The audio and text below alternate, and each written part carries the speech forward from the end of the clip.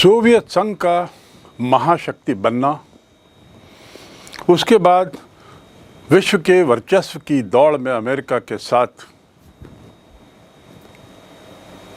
रहना, अमेरिका के साथ पीछा करना, शीत युद्ध के काल की विभिन्न घटनाएं, सोवियत संघ का इन घटनाओं पर असर और फिर उसके बाद सोवियत संघ का पतन। इस पतन के साथ दो ध्रुवीय विश्व का अंत और इस अध्याय, इस विषय का मूल विषय यहाँ समाप्त। दो ध्रुवीय विश्व एक ध्रुवी हो गया, राजनीतिक परिस्थितियाँ बदल गईं और इस बदलते राजनीतिक परिप्रेक्ष्य में, जिसमें साम्यवाद समाप्त हुआ और 15 नए देशों का जन्म हुआ और इसके साथ ही सोवियत खेमे के विभिन्न देश अब अपनी नई विदेश नीति बनाने के लिए स्वतंत्र हो गए। इस पूरी परिस्थितियों पर देश के, दुनिया के भिन्न देशों की पैनी नज़र थी। भारत भी इससे अछूता नहीं था, खासकर तब जब भारत का सोवियत संघ से ज़्यादा निकट का संबंध था। उस काल में संयुक्त राज्य अमेरिका की तुलना में उससे उसके थोड़े निकट संबंध थे और निकटता का एक कारण ये भी था कि भौगोलिक दृष्टि से सोवियत संघ भारत के काफ़ी निकट था। स्वाभाविक है, सोवियत संघ का विघटन भारत के लिए एक बहुत बड़ी चिंता का विषय था, लेकिन सौभाग्य से भारत ने बीते कालों में, बीते 40 वर्षों में, 4 दशकों में मात्र उसने अमेरिका और सोवियत संघ के साथ अपने संबंध मधुर बनाए ही नहीं रखे, बल्कि सोवियत संघ के अंतर्गत आए हुए विभिन्न जो देश थे, जो बाद में 15 गणराज्यों में बटे, उनके साथ भी व्यक्तिगत अच्छे संबंध रहे। और इसलिए जब सोवियत संघ का विघटन हुआ तो भारत को उतनी दिक्कत नहीं हुई अपने संबंधों को बरकरार रखने के लिए उन देशों के साथ। तो चलिए हम पहले जानते हैं कि भारत के सोवियत संघ से संबंध कैसे थे। शीत युद्ध के दौरान उन 4-5 दशकों में भारत और सोवियत संघ एक दूसरे के प्रति क्या नज़रिया रखते थे, इस पर एक थोड़ी नज़र रखें। इतना जान लें कि संबंध बहुत गहरे थे, बहुत अच्छे संबंध थे और इतने मधुर और अच्छे थे कि बहुत बार आलोचकों को ये लगता था कि शायद भारत अपनी मूलभूत विदेश नीति से हटकर सोवियत संघ की ओर ज़्यादा झुकाव रखा हुआ है। भारत की मूलभूत नीति क्या थी? गुट निरपेक्षता, अर्थात किसी भी गुट में शामिल नहीं होना, दोनों गुटों के साथ समान दूरी बनाए रखना और आवश्यकतानुसार इन दोनों देशों में ज़रूरत पड़ने पर इनसे अपने आर्थिक, राजनीतिक, सैन्य विकास के लिए इनसे बातचीत करना और व्यापार करना। ऐसी स्थितियों में यदि सोवियत संघ ने भारत को बार बार उनको अपनी सैन्य सामान, हथियार, अन्य चीज़ें भारत को यदि उसने देने में सरल शर्तें सामने रखी हैं, तो स्वाभाविक था कि भारत का उस ओर झुकाव ना हो, लेकिन भारत उन देश के साथ, सोवियत संघ के साथ अपने व्यापार रिश्ते बनाएगा। तो पहला यदि हम मुद्दा देखें आर्थिक मुद्दे पर, सोवियत संघ, यानी हम पतन के पहले की बात कर रहे हैं, 1990 के पहले की।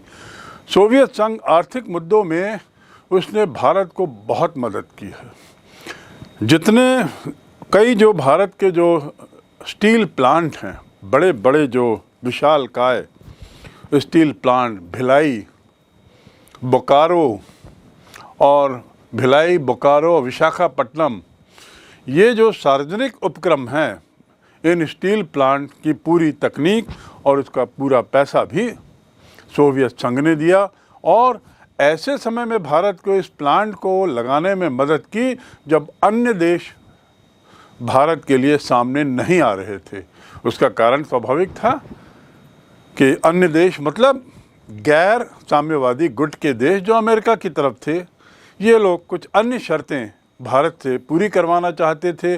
भारत अपनी विदेश नीति में किसी भी तरह की दखल पसंद नहीं कर रहा था, इसलिए यह एक ऐसा मौका था जब सोवियत संघ ने भारत को मदद की और ऐसी मुश्किल स्थितियों में इस्पात संयंत्रों की स्थापना में, साथ ही BHEL Bharat heavy electricals limited, इसके लिए जो संयंत्र और मशीनरी आदि की ज़रूरत पड़ी, इसकी आर्थिक और तकनीकी दोनों सहायता हमें सोवियत संघ ने उस काल में दी।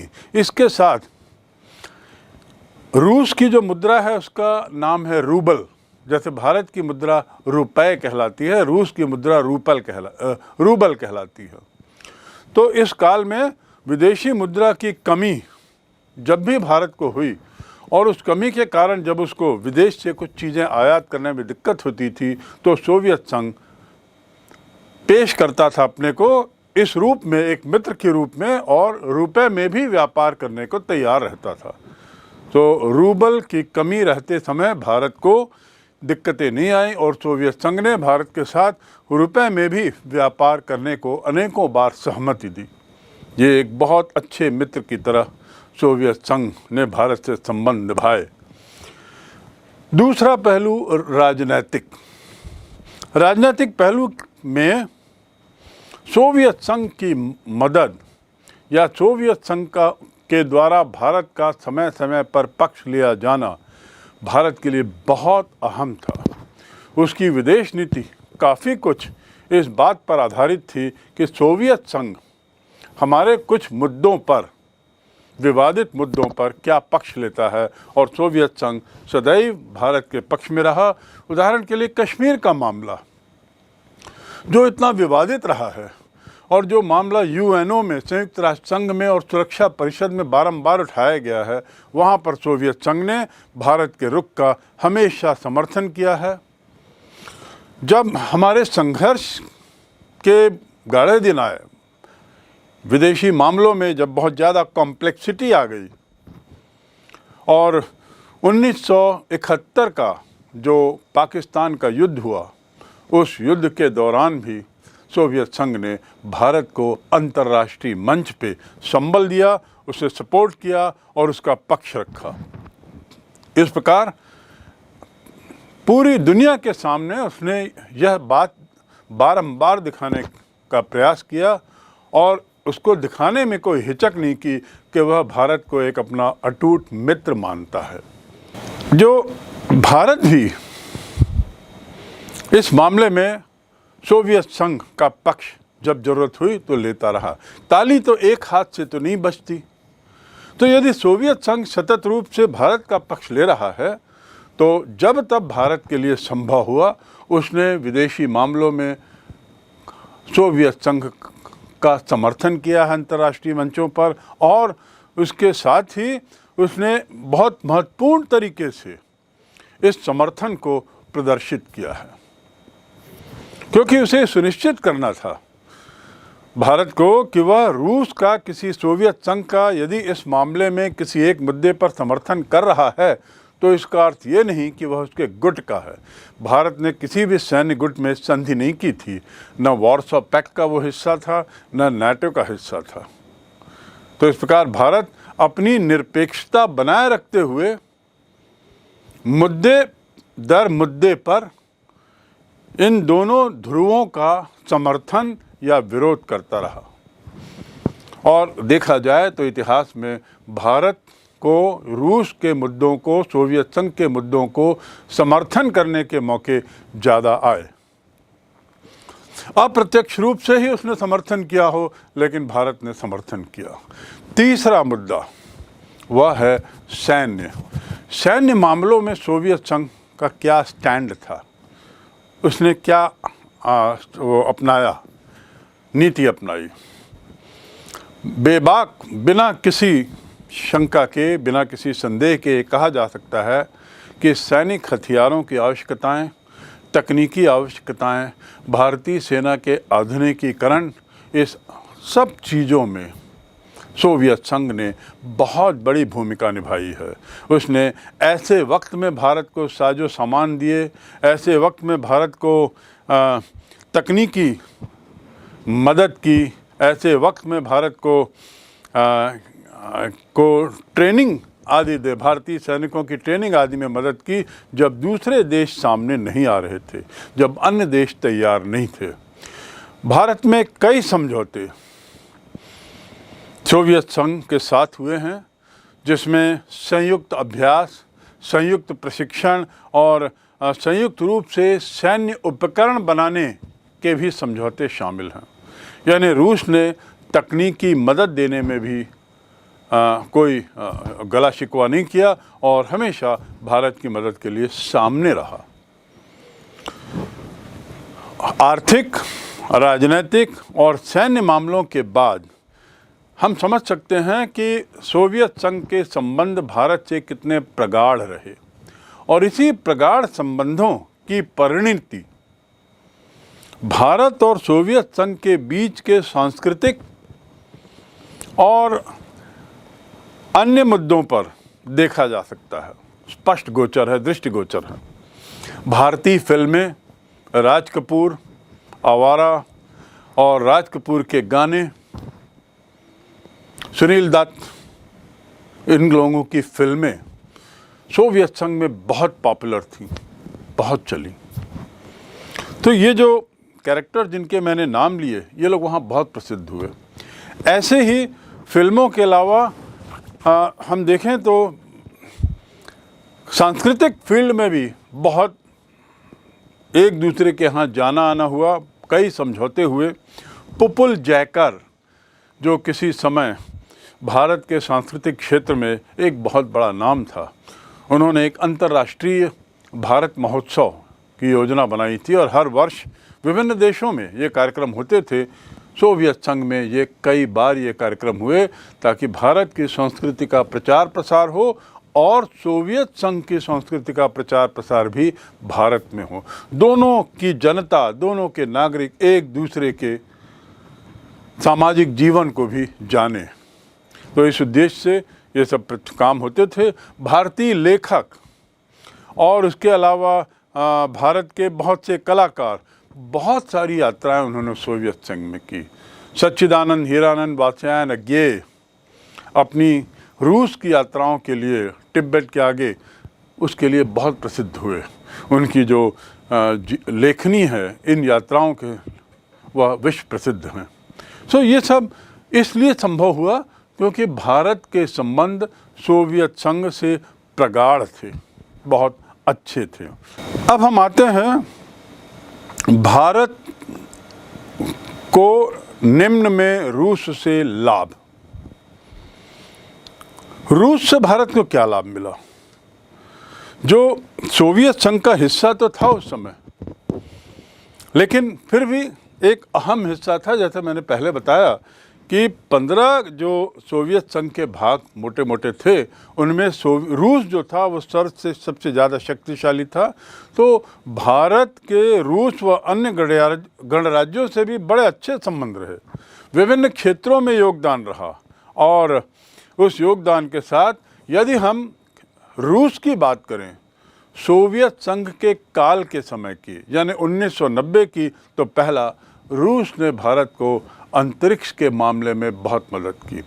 अंतरिक्ष संबंधी टेक्नोलॉजी, अंतरिक्ष उद्योग, आर्यभट्ट, एप्पल, ये आपने सुना होगा, ये भारत की सैटेलाइट थी जिसको भारत ने सफलतापूर्वक लॉन्च किया स्पेस में।